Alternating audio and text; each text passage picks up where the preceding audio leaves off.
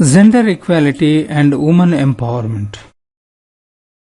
Gender equality has always been a matter of concern for successive governments in India. It is because presently women's status in India in general has been in a very deprived condition. Sometimes it is increasingly being realized that unless our women folks are included in all socio-economic development processes and programs, the country will never attain its planned objective of inclusive growth. Gender equality and empowerment of women is closely linked to the opportunities they have in education, health, employment, and also for political participation.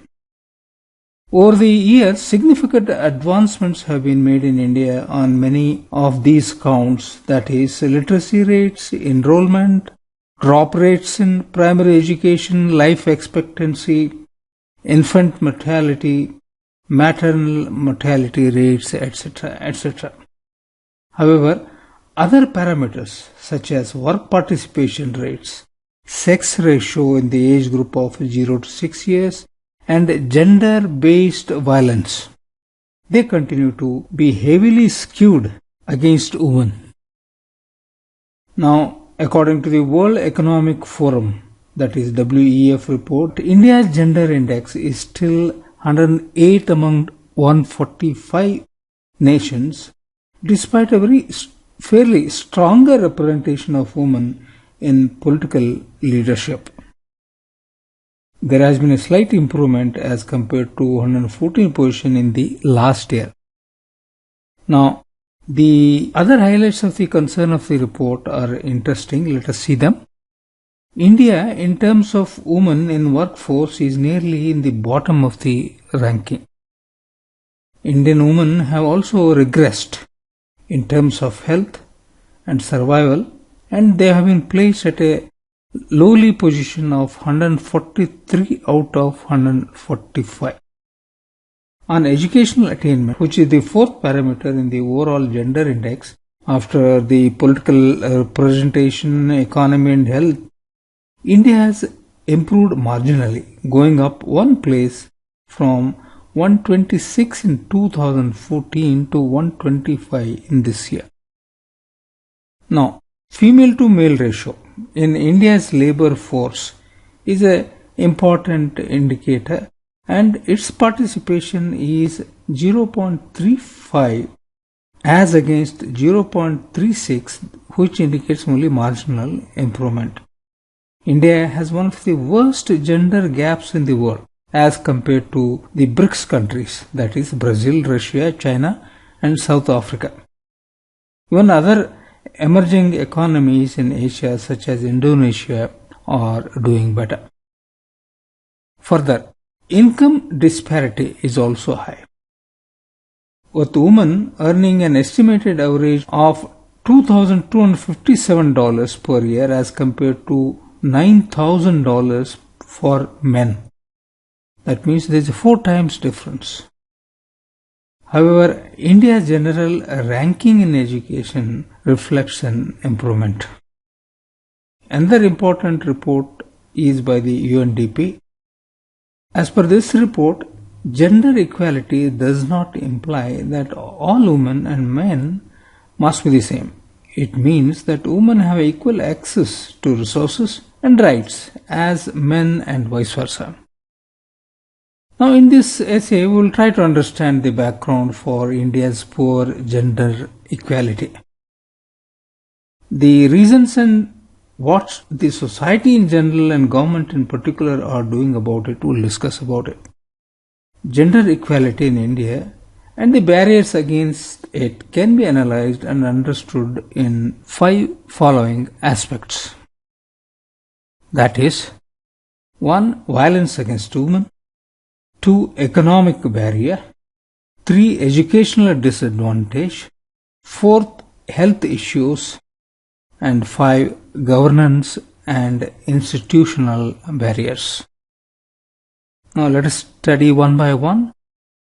As regards violence against women, there has been a deep-rooted ideologies of gender bias and discrimination, and they have fossilized our society since long times. This has made the confinement of women to the private domestic realm, restricting their mobility and excluding them from the public political sphere. Such social and structural barriers to women manifest themselves in various ways. There is a violence against women that affects her sense of self-esteem. It demolishes her self-confidence, and it is often used as a potent tool of subjugation and disempowerment. In 2005 and 6, National Family Health Survey by the government reported that 1/3 of the women aged between 15 to 49 had experienced physical violence. Approximately 1 in 10 had been a victim of sexual violence. Worse still, 54% of these women believed that it was justified for a husband to beat his wife. The total number of crimes against women have increased by nearly 30% between 2006 and 2010. There are a large number of unreported cases. The actual number may be much greater than that is reported, and it is a greater cause for concern. Now, what is more disturbing that the conviction rates have remained low and the cases are not being prosecuted properly. Now, early marriage is another area of concern which makes women more vulnerable to domestic violence. This constrains adolescent girls' opportunities to obtain higher education, and it severely restricts their autonomy, and the marital abuse is also a common problem in such marriage. Declining sex ratio is another matter of concern. The latest census data has revealed that the worst child sex ratios have been found in states with higher capita incomes, while states with low per capita incomes like Bihar, Rajasthan and UP also continue to suffer from such adverse sex ratios. It is due to persisting gender discrimination. There is no doubt about it. Now, the declining sex ratio is a silent demographic disaster.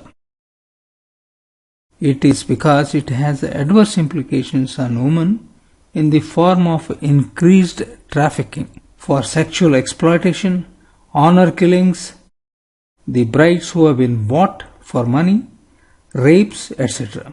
The states such as Haryana and Punjab, which have acutely adverse child ratios, are displaying very disturbing trends.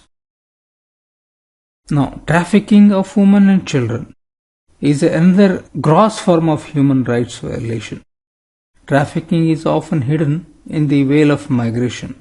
Therefore, a significant number of trafficked women end up in a prostitution and multiple conditions of exploitation.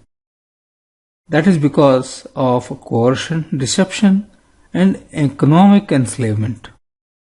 Forced bonded labor, domestic servitude are among other major consequences of this trafficking. In the current scenario, what is more disturbing is that the age of trafficked victims is going down. A study by the Ministry of Women and Child Development had estimated that around 2.8 million women are victims of such trafficking, and out of this, 36% are children. Various legal mechanisms have been put in place for addressing violence against women in the Indian Penal Code, as well as there are enactments of special laws like the Protection of Women from Domestic Violence Act and a Dowry Prohibition Act.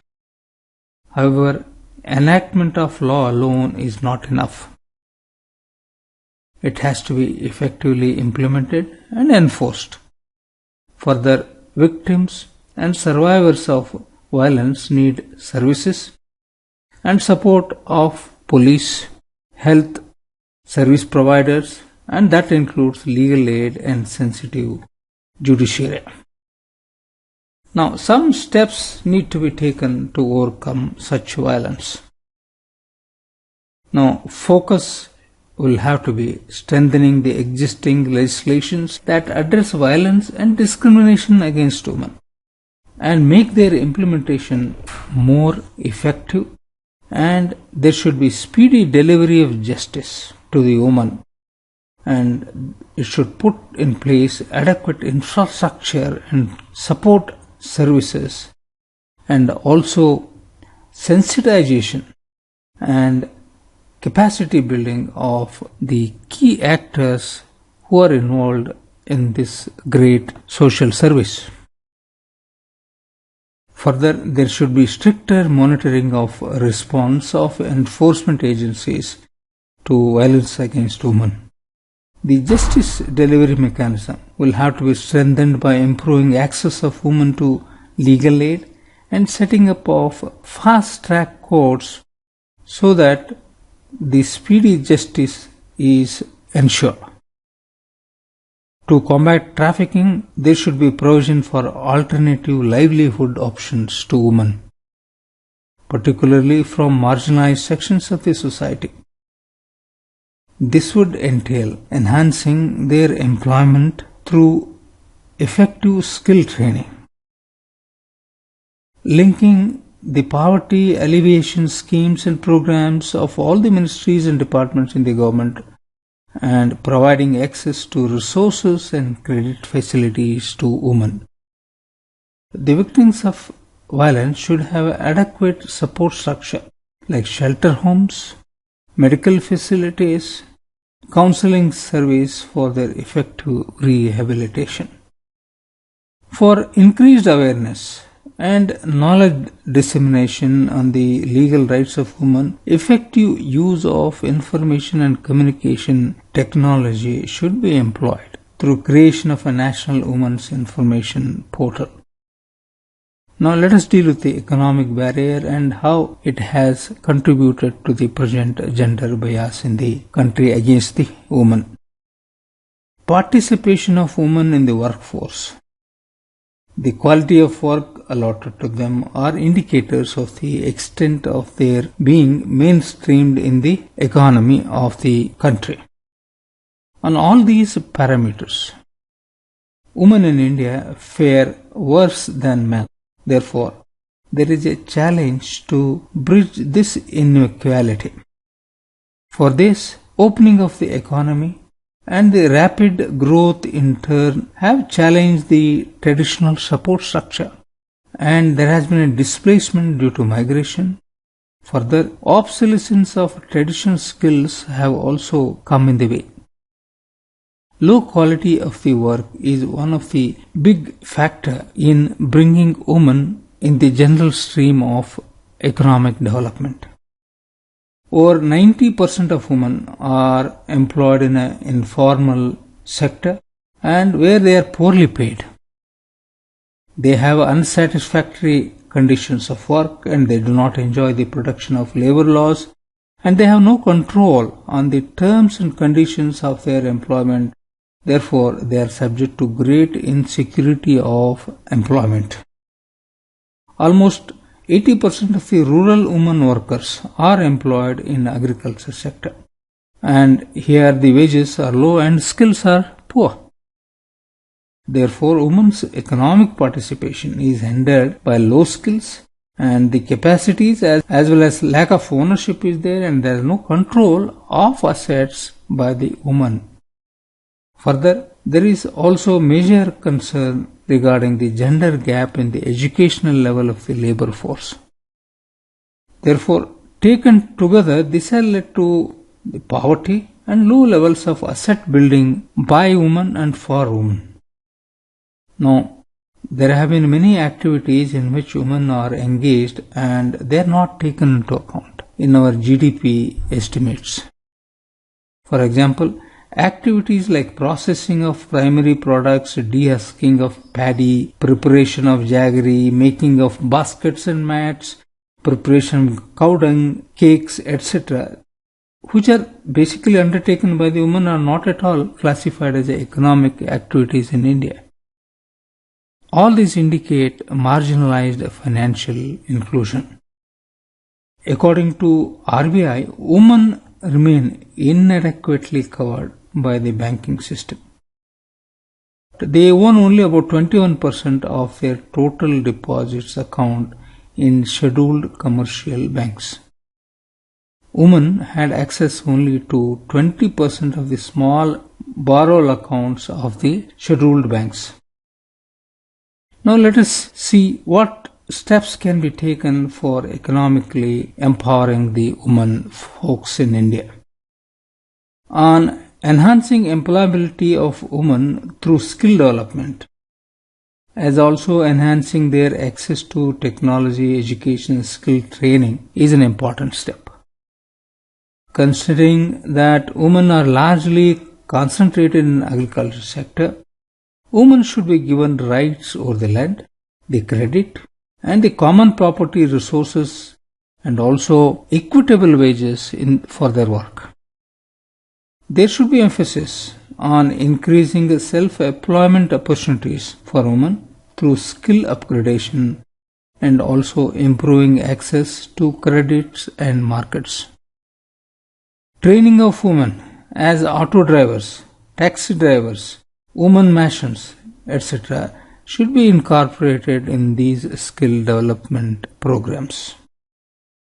Capacity building in marketing and administration for self-collective managed enterprises should be included for the development of women.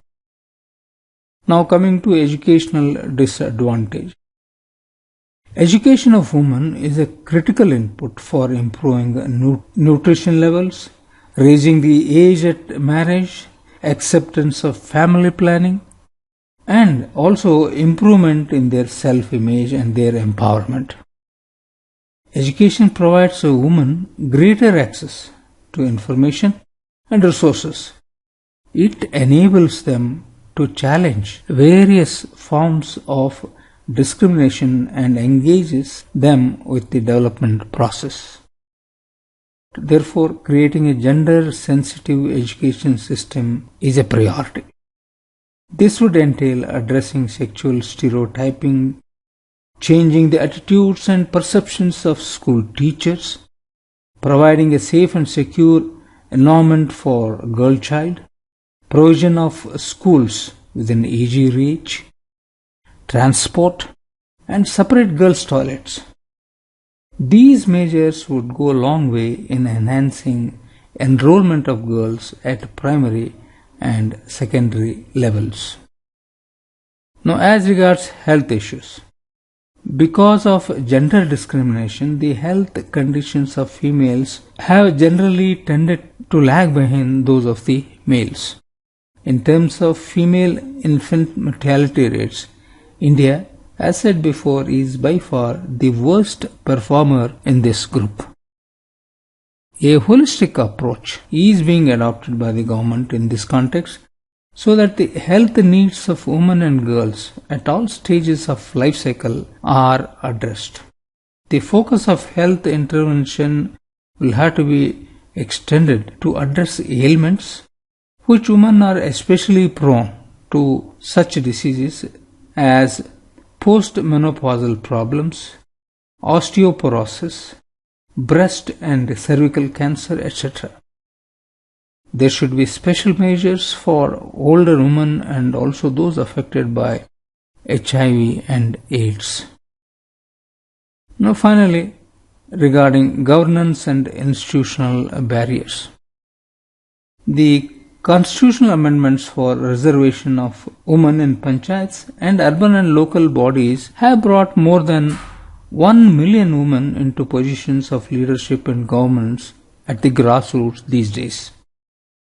In fact, some states have proactively increased the 1/3 reservation in panchayats as much as 50%, and thus it has bolstered the presence of women in decision making roles at the Gram Panchayat levels. But the number of women in upper echelons of power, that is in legislative assemblies, councils, Rajya Sabha and also Lok Sabha, continue to be very low, and this is an institutional barrier in political participation for the women, and this should include. Therefore, there has been an inadequate devolution of functions. There is a lack of financial and planning autonomy, and there is a bureaucratic influence, a negative influence on the women participation. Further, there has been a policy of rotation of seats which goes against the women.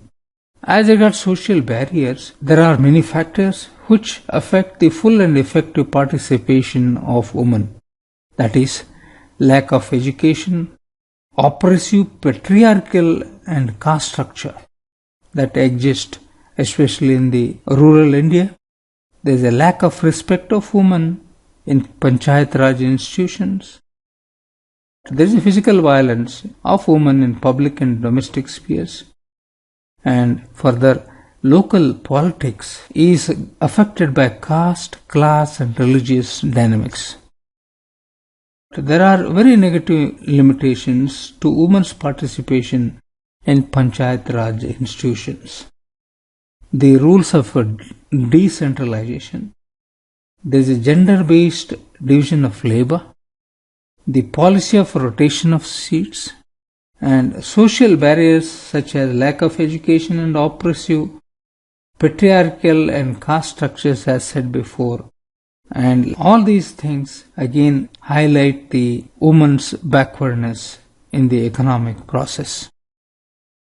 Therefore, in this context, the Government of India needs to focus on promotion of elected women representatives and pre-election preparation of women candidates and also voters, and training and capacity building of these elected women representatives properly. And also the government functionaries and officers will also have to be trained properly. Greater efforts will have to be made to include poor and other excluded women in the governance.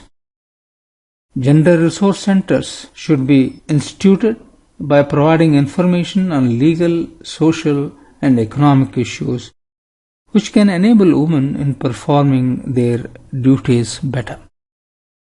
Women self-help groups. They have been found to play a very catalytic role in enabling women and in organizing and articulating their interest. Therefore, better formation of self-help group should be encouraged.